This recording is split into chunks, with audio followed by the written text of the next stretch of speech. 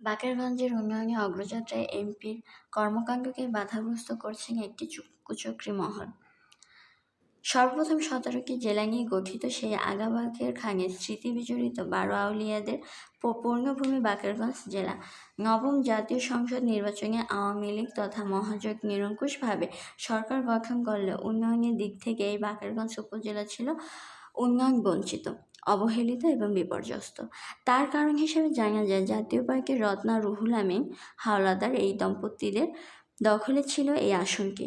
সরেজমিনে জানা যায়, নবম জাতীয় সংসদ নির্বাচনে বর্তমান মাননীয় সংসদ সদস্য মেজর জেনারেল আলহাজ আব্দুল হাফিজ মল্লিককে বাংলাদেশ আওয়ামী লীগ দলীয় মনোনয়ন দিলেও কতিপয় হাইব্রিড আওয়ামী লীগ নেতাদের 60% ও 40% ভাগাভাগির স্বার্থে জাতীয় পার্কের সাবেক মহাসচিব রুহুল আমিন হাওলাদারকে ছাড় দিতে হয় এই আসনটিকে।